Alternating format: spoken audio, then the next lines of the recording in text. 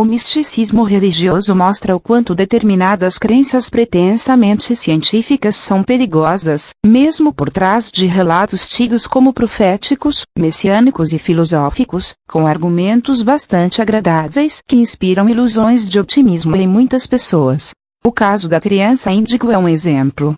Uma farsa que supõe a existência de supostas crianças diferenciadas, predestinadas a serem guias da humanidade futura, corresponde a essa ideia agradável que mistura os estereótipos de crianças prodígio com a ideia mística de futuros mensageiros religiosos.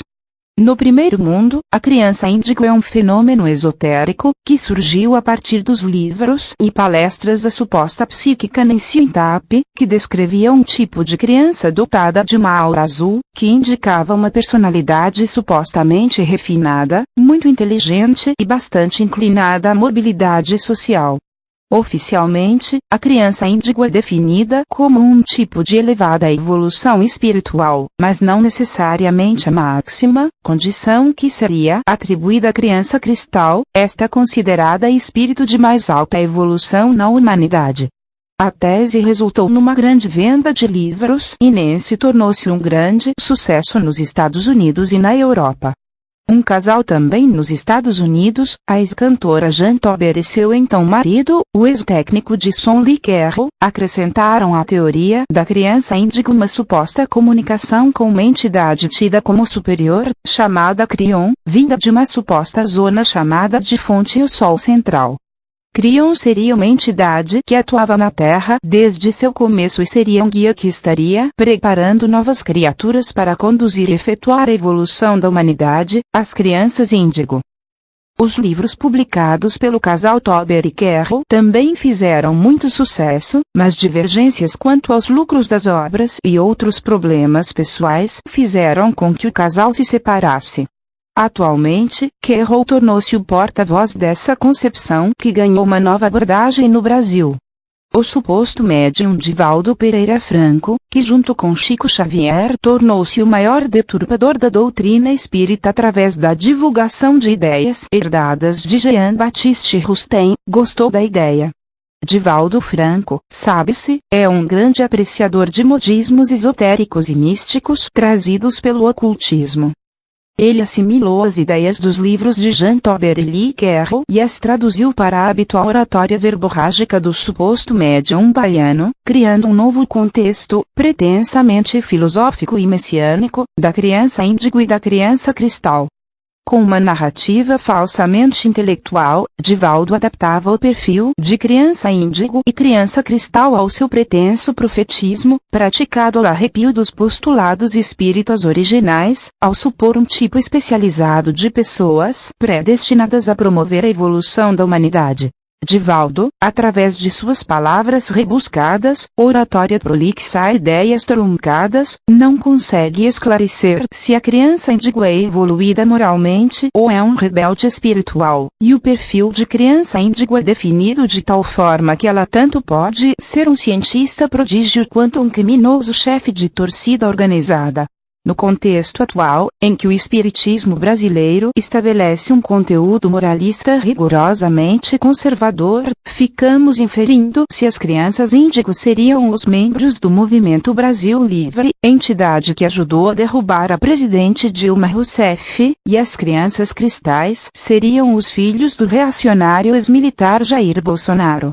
Divaldo apresenta ideias mais truncadas e fantasiosas do que suas fontes norte-americanas, que chega ao ponto de dizer que as crianças índigos têm como virtude ser portadoras de transtorno de déficit de atenção, TDA, um mal relacionado à hiperatividade e à dificuldade de assimilar e exercer um maior número de atividades em pouco tempo. Se nos Estados Unidos e na Europa a ideia de criança índigo, que já produziu derivados como criança estrela, criança astral e outras bobagens do tipo, representou um modismo esotérico, no Brasil, onde o provincianismo das pessoas é capaz de transformar qualquer besteira na salvação da lavoura, essa ideia se tornou uma utopia religiosa e filosófica apoiada por muitos beatos do deturpado espiritismo brasileiro. Isso criou uma expectativa semelhante à que Chico Xavier produziu quando inventou a farsa do Brasil, coração do mundo e pátria do Evangelho.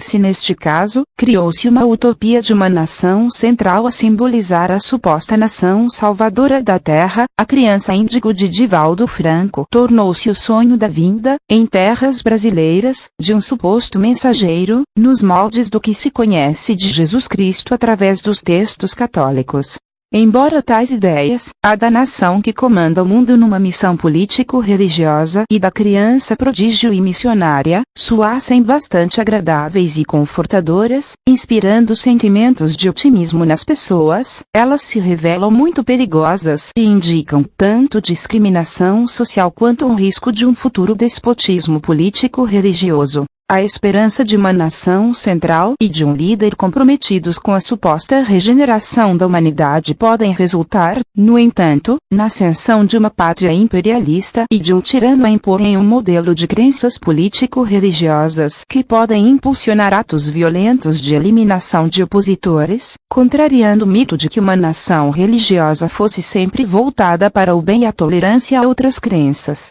No caso religioso, tivemos a triste experiência do catolicismo medieval, que também se fundamentou na promessa de espalhar a união da espécie humana para o bem, mas sucumbiu a uma prática de extermínios sangrentos, de diversos tipos, a quem não quisesse compartilhar das crenças oficiais determinadas pela Santa Igreja. No caso político, a deprimente trajetória de Adolf Hitler como chefe da Alemanha nazista pode nos dar um alerta de como pretensos líderes relacionados a uma concepção superior de humanidade, seja qual for, podem representar uma perigosa supremacia e uma ameaçadora tirania, trazendo perigo a quem não estiver de acordo com os interesses do líder supostamente diferenciado. Há também o outro lado, que é da discriminação social que se faz quando se definem pessoas de perfil diferenciado como crianças índigos. Isso pode defini-las como anormais, separando-as do resto da humanidade, através de uma suposta atribuição excepcional que não corresponde ao que é considerado normal entre as pessoas. Daí que a ideia bastante agradável de criança índigo, além de ser uma grande farsa esotérica feita para vender livros e lotar palestras, rendendo muito dinheiro a seus autores, pode também representar um grande perigo para a humanidade, significando discriminação social e um risco de promover lideranças que podem se tornar tirânicas ou, na mais suave das hipóteses, corruptas e socialmente excludentes.